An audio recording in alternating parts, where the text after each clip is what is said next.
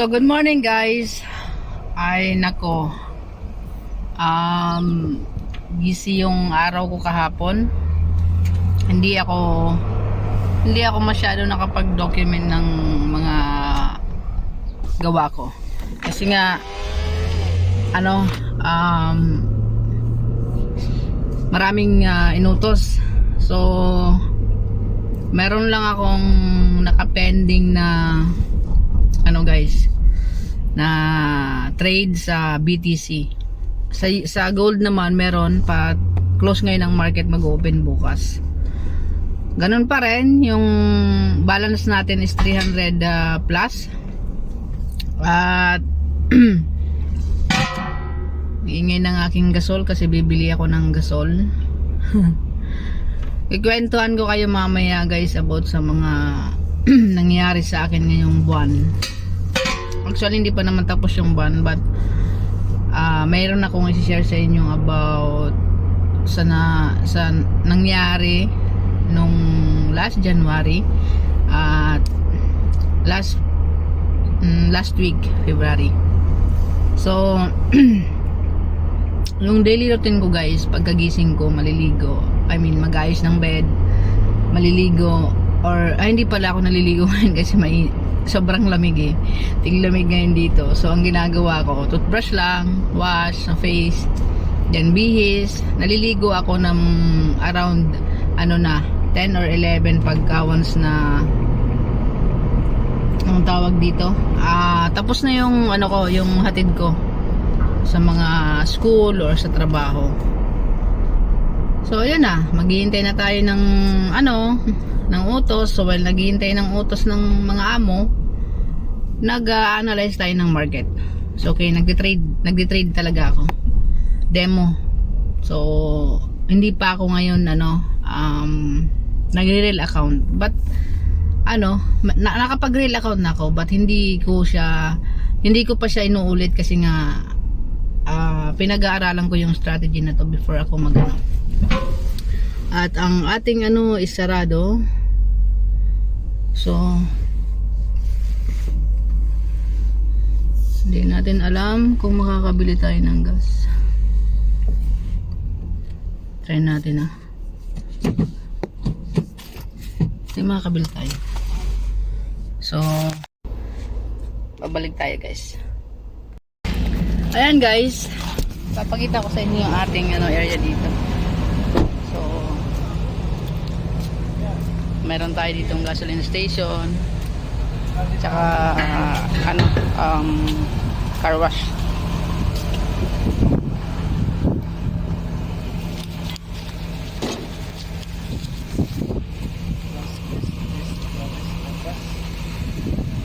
So ako yung naunang customer, pero ako yung hinuli.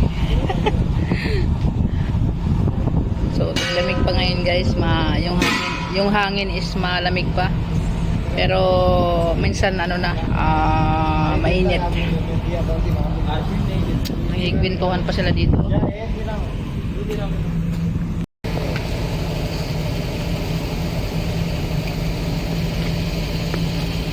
Isa sa kanya guys, bumili ng gasol.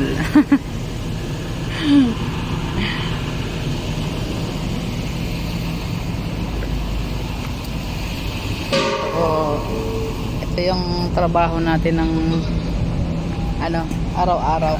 But hindi naman tayo araw-araw nagpapakarwas kasi nga itong sasakyan na to, ako ang magkakarwas. Kasi ito na yung ginagamit ko pang hatid sundo. Kasi guys, nadisgrasya yung isang Lexus. Yung Lexus na minamaniho ko na disgrasya. So ito na yung ginagamit ko. No. Yeah, I will help you. Wait. Okay, one. No, not. You can make like that. There you go. Wait. Because it's heavy. Thanks. Last time I lifting alone, It's so heavy. And this backside. Don't. I also have problem with my back when I lift heavy. How much kilo is that? 50s, huh?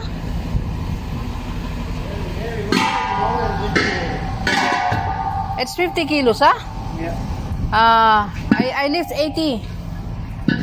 You see? When I lift 80, something crack in my back. Yeah, something same feelings. Something downwards moving in my muscles. You need to check it up, Yeah, X-ray, check and I get injection, medicine I take. because I For 1.5 months. oh, Maybe 2 months before. now I think it's almost 2 years. It's still my There is some feelings of yeah. When whenever I lift heavy, it You become need receive. yeah, I need receipt. So guys, nagtabi mi sa ano, nagpatulong siya nito. Mabigat din naman kasi.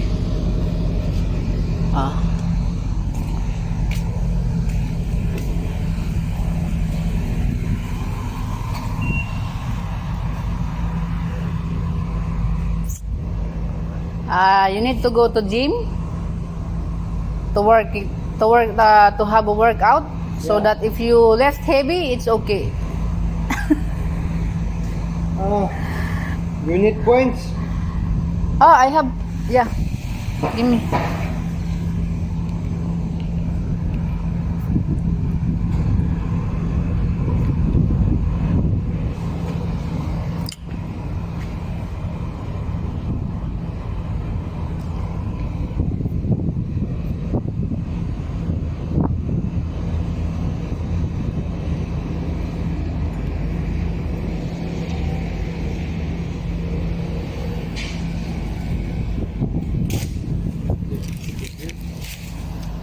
Yeah. 162.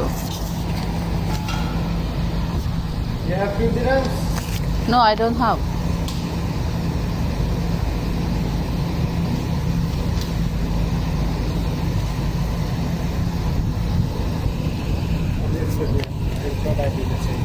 Okay. Okay.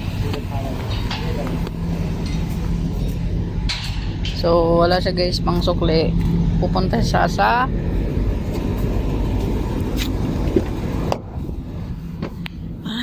mag-compute tayo ng kanyang sukli. 162 minus 500.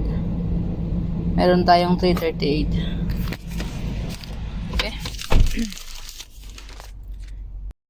So, dyan lang kayo guys. Chismisan ako dun sa sa taga-benta ng gasol. Ngayon susundan natin siya kasi nga yung sukli natin. Ang ganda ng na dito guys kasi pagka once na bumili ka ng may application ng ADNOC dito sa government nila na pwede kang nasaan na ba siya? Pwede kang maka-earn ng points. So yeah. Dito tayo sa kabila. Kaya nandito siya.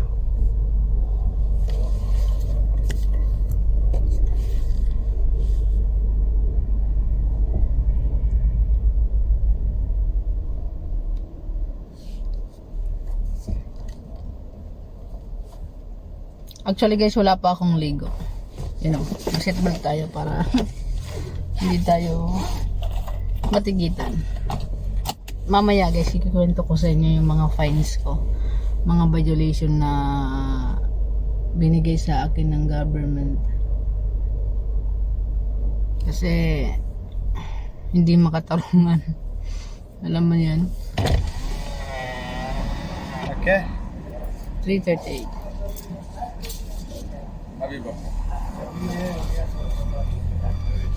One, two.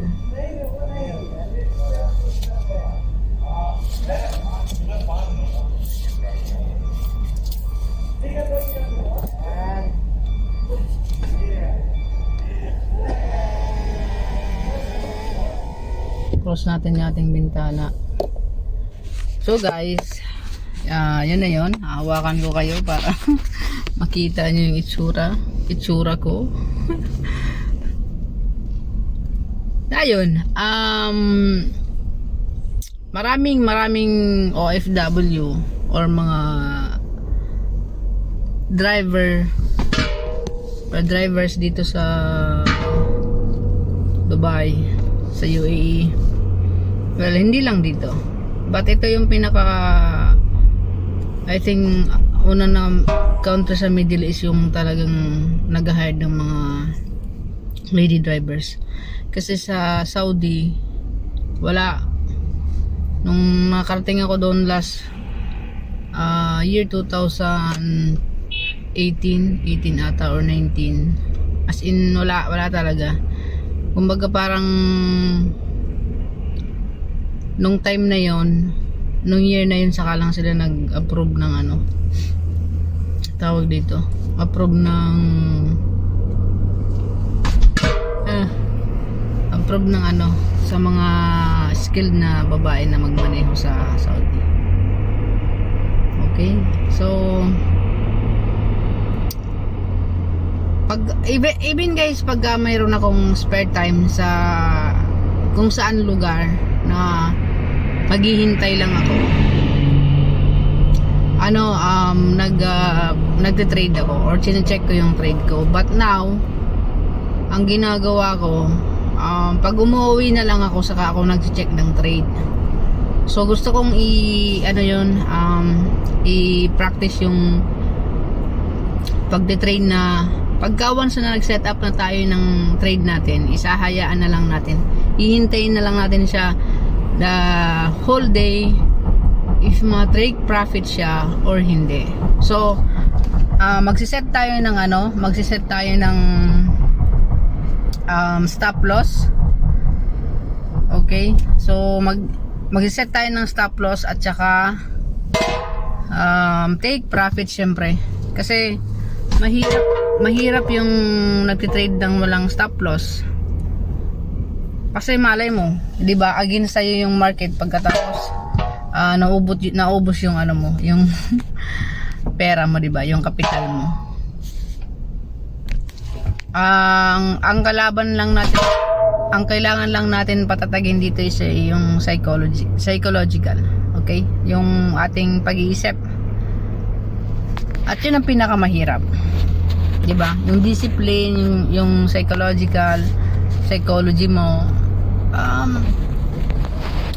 Pero along the way, pagka once na alam mo yun, yung clear sa'yo kung ano ba talaga at para saan, bakit mo ginagawa yung isang bagay, siguro siya, madadivert yung ano mo, yung thinking mo. Hindi ako sanay na nag-share ng thoughts. Hindi rin ako, alam mo yun, kind of introvert talaga ako. Mas okay sa akin ang mag-isa, alam mo yun. But eto, matagal ko na talagang gustong gawin tong i-document yung pag-trade ko and everything, alam mo yun. Kasi ano na ngayon na, kumbaga parang lahat pwede mo na pagkakitaan, but not for me na I'm doing documenting my journey sa pagiging FX trader is to earn money. It's just I am seeking growth and developing personal alam mo yan, skills or personal growth. Yun yung hinahanap ko, kung ano pa ba yung skill or ano pa ba yung mailalabas ko sa sarili ko. That's why even hindi talaga, alam mo yun, minsan na-analyze ko yung sarili ko na parang hindi accurate yung sinasabi ko or hindi tama yung language na ginagamit ko, but still gusto ko pa rin siyang gawin. Kasi nga, paano ko malalaman kung ano yung mga mali ko if hindi ko i-document or hindi ko gagawin? So guys, nandito na ako sa bahay. Mamaya nandito na ako sa bahay, magpapatulong ako sa aking sa katulong dito na bago. But kawawa siya kay sobrang payat niya. Dito piya siya. So ayun,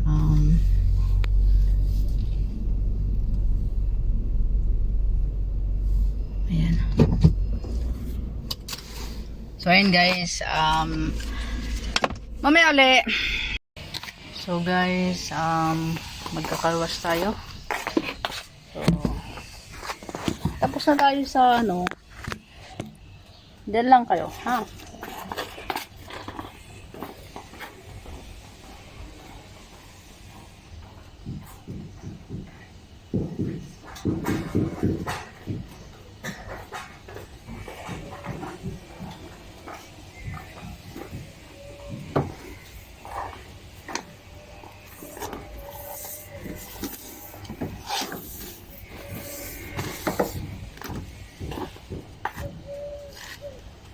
Wala na to guys, linis-linis sa ano, wala nang linis-linis sa loob, labas lang.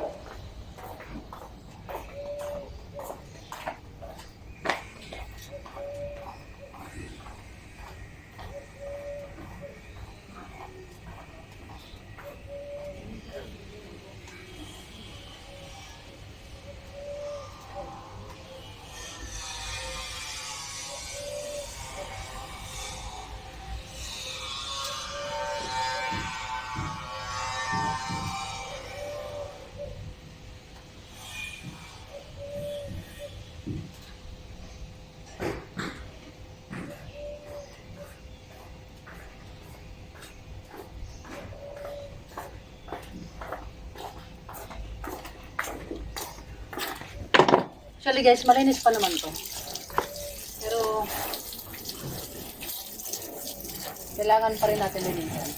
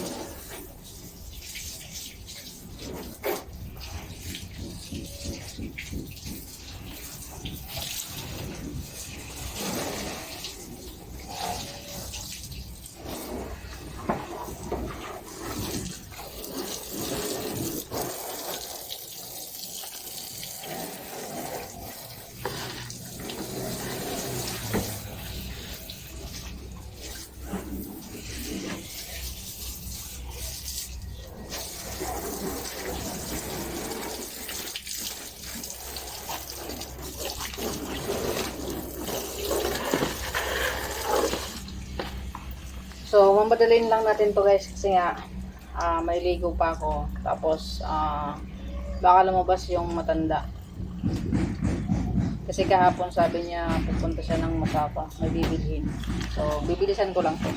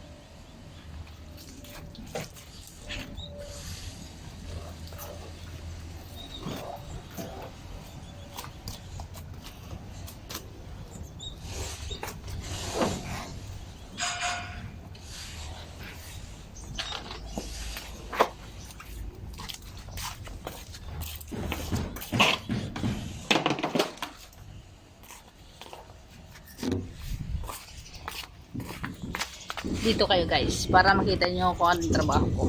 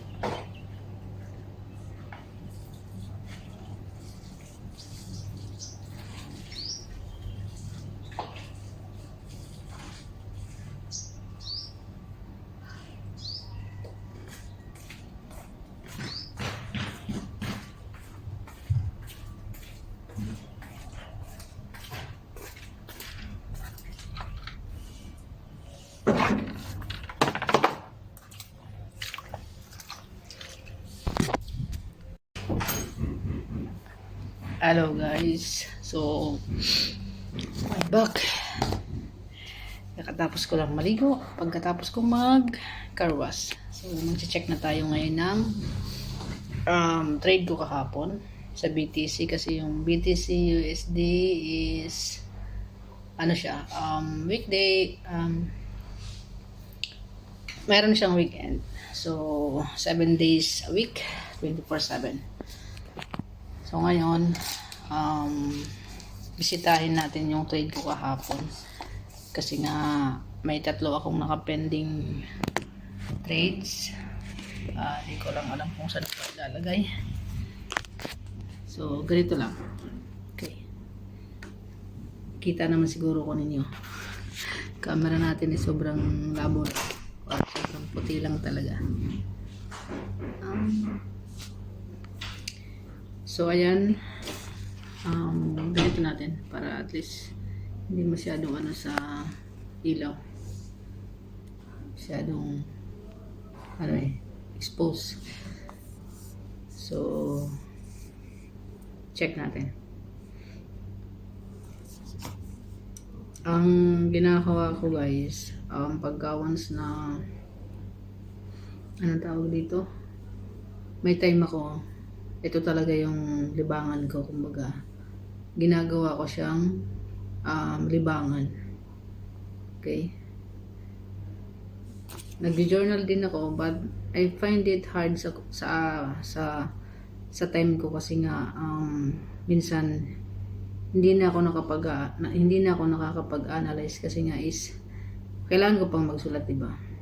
So at least dito sa pag-document ko is pwede kong balikan. And gagawa tayo ng rules para sa ating strategy. So yun lang yung i-follow natin. And tatry natin kung ilang trades ba yung gagawin natin. So gagawa ko ng step by step tsaka rules sa strategy na ginagawa ko. So ayan, nakikita ko sa chart ko, meron akong balance. Okay, naka-balance ako ngayon ng 435. So nag-take profit tayo. So connect lang natin tong ano natin sa MT5 kasi kailangan kong i-connect yung broker ko sa MT5.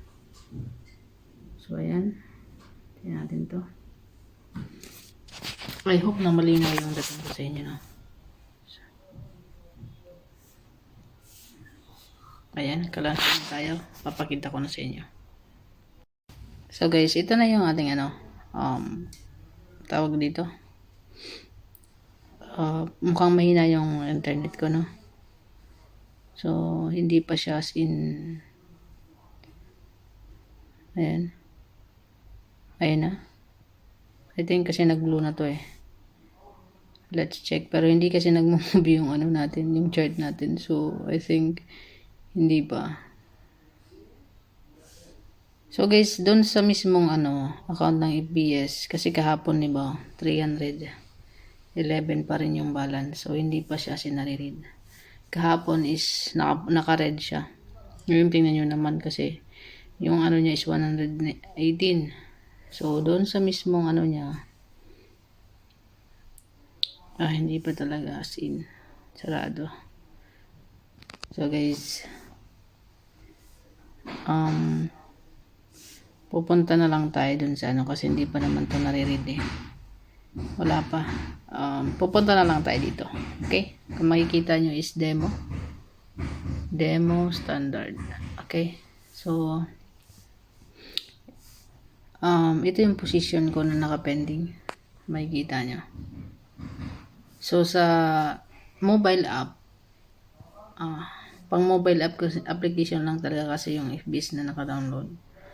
So, naka-design siya for for mobile application. So, yung mga crypto, ayan, crypto, tapos yung ibang tawag dito, Forex exchange, talaga nakaklose sila pag Saturday, Sunday. Makikita niya. Ang crypto lang yung bukas. But this time, I think, nag-close yung BTC. Di ko alam kung bakit. But yung XRP tsaka USD, tingnan nyo. So, pag-aaralan ko pa rin yung, ano na to, Ripple versus USD. Crypto yan versus dollar. So, dito makikita nyo yung ano, dito 2024, pag October, o November, umakyat ang Ripple. So, pinag-aaralan ko yung sa crypto versus USD also. Kung makikita nyo dito guys, doon sa MT5 is 311, diba? So, dito is naka 422.46. So, ibig sabihin, ito siya. Ito yung 300 ano natin. Balance natin. Yung equity niya is 424. So, kung nakikita nyo, ibig sabihin may na-take profit na dito sa part na to. Kasi nga, tawag dito, 400 plus na yung ating ano. Ayun, makyat. 400 plus na yung ating tawag dito, balance. Ayaw makyat. Ayun, makyat na siya. So guys, depende sa inyo kung saan nyo gustong mag ano. Yung features kasi ng itong application is for ano lang. Pero pwede ka mag-login sa TradingView. Okay? So wala tayong masyadong ano. Yan yung gumagalaw yung ano niya. Gumagalaw yung tawag dito. PNL niya. So ibig sabihin, hindi lang natin mabuksan yung tawag dito, BTC. Ayan, gumagalaw na siya. So, let's check. Mahina lang siguro yung ano ko, yung internet ko. Or mahina yung galawan ngayon ng BTC sa USD. So, nasa 1 day tayo. As you can see guys, yung trade natin nandito sa upper part na yan. And then, meron na siyang pababa. Moving average pa rin is nasa baba siya ng moving average. So, nakasell siya. So, tingnan natin sa MetaTrader 5.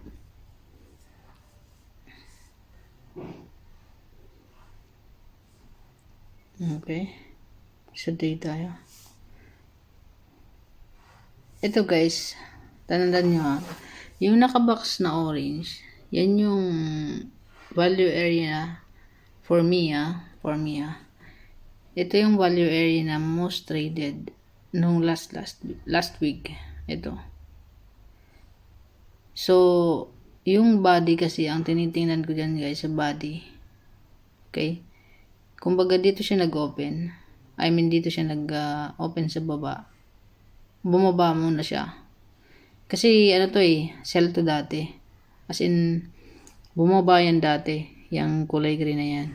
Pagkatapos umakyat. So, dito naman, hindi siya nakakit masyado, pero nilampasan niya yung, tawag dito,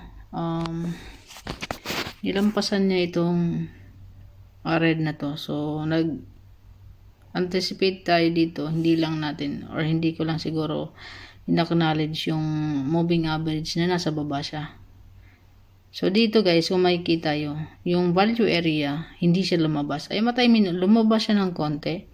Tinake niya yung previous, kumbaga, price. Okay? Kumbaga yung inabot, okay? Kumbaga yung pinakang price na umakyat na price. Pero, hindi siya nag-steady dun.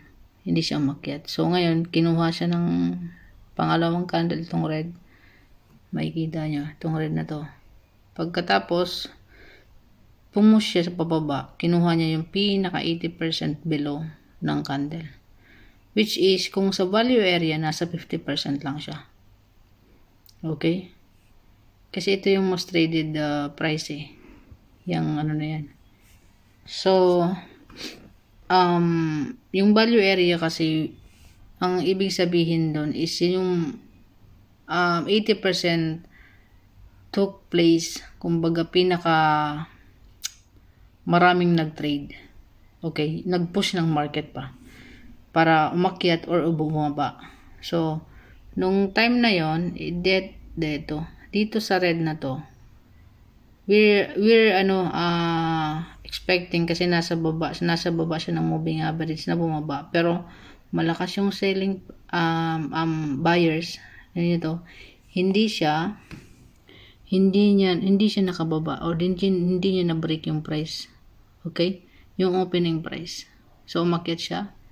Kinuha niya yung pinakataas dito. Kinuha niya itong mga wick na to. Okay? So pagtaas niya, dito siya na-close. Okay? Makita niyo dyan, dito siya na-close. Sa 80% above ng yesterday candle. Okay? So, pasok sa 80%, kinuha niya. Kinuha niya yung 80% previous price kahapon o nung the other day. And then, dito naman, kinuha niya yung 50% ng yesterday candle. Makikita niyo yung wick na to. Ayan, kinuha niya yesterday candle, wick, 50%. And then, umakyat ulit. Okay?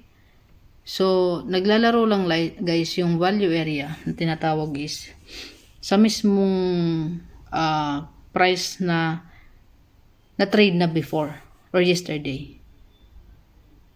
So, kung saan nag-start at nag-close yung price, so, kumbaga, doon tayo nagbe-base.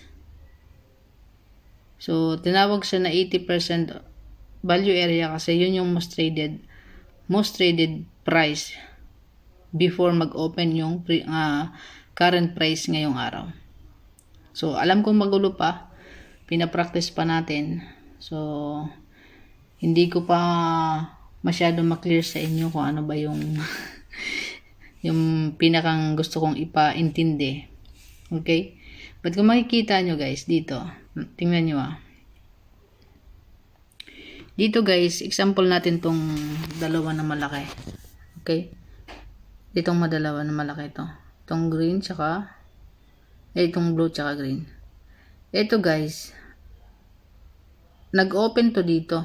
Nag-open talaga yan. Itong green na to, nag-open talaga yan pababa.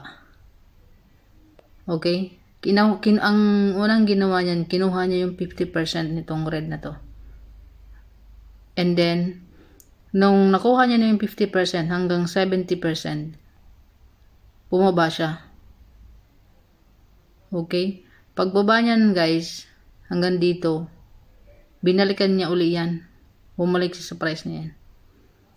Hanggang umakyat, doon siya nagtapos sa taas. Okay? So, ang previous end ng price dito, kinuha niya yung 50% ng weekly. Okay? Hindi lang 50% kasi nga 50% weekly to itong blue na to line. So, kinuha niya yung 80% weekly saka sa umakyat. So, ang 80% value area is the volume of the price, I think. Kung saan marami ang kumbaga nag-trade or may pinakamalaking kumpanya halimbawa na nag-trade sa oras na yon, kaya gumalaw yung price. Okay? So, dito naman sa week na pula, may kita natin, wala yan week. Okay? Wala yan week. So, pagka-open ng market, hindi na siya bumaba. As in ito yung open, di ba? So, nag-open siya below sa yesterday opening. Ayan, nag-open siya below sa yesterday opening. And then, nandun lang siya sa 50%, guys. Nandun lang siya sa 70 or 80% ng week ng weekly candle. Ito yung weekly candle. So, nasa 50% to. nasa 70 to 80% above siya ng weekly. So, ayun guys, pag open niya dito, walang week as in dumiretso yung price. Okay? Pumasok na siya sa previous price. Okay? Previous price. Hanggang inakyat niya yung 80%. So, nilampasan pa nga niya yung closing price ng itong green candle. Okay? So, for me, ang week na to is possible price. Okay? For me, ang week is possible price na target. Okay? Kasi nagbe-base tayo dito sa previous price eh. So, ang possible price, pwedeng, itong mga dinaanan na yan. Kasi dinaanan na yan nito eh. So, bumaba. So, yung price is, for me, ang closing price is yung body. Okay? Kasi na-trade na yan eh, before price. So, yung price, ang ginagawa ko guys, ang yesterday, kung sino yung pinakang yesterday price na kung saan nag-open saka nag-close, doon ako nagbabase at doon tayo nagkumukuha ng 80% to above and 80% below. Kasi, pag bumaba siya ng 80% or 50% sa previous price, ibig sabihin, kukunin niya yung pinaka 80% below or 50%. So, pagka umakyat naman yung price, okay, lumampas siya sa previous price, umakyat, and then nag-retrace, okay, at hindi na pumasok sa previous price, possible na yung previous candle na may wick is kukunin niya. So, yun guys, yung papraktisin natin ito. See you tomorrow. At kailangan nating pag-aralan pa to. So, yan, ito muna ngayong araw. Bukas, magpa-practice ulit tayo sa pag-create ng strategy. Gagawa tayo ng rules. So, salamat sa panonood. So, ayun guys, nabigay ko na yung summary, pero alam kong magulo. Pinag-aaralan ko pa rin kung paano ko siya i-explain ng mas maliwanag. See you sa susunod na video. At if you want to follow my my documentary, you can subscribe.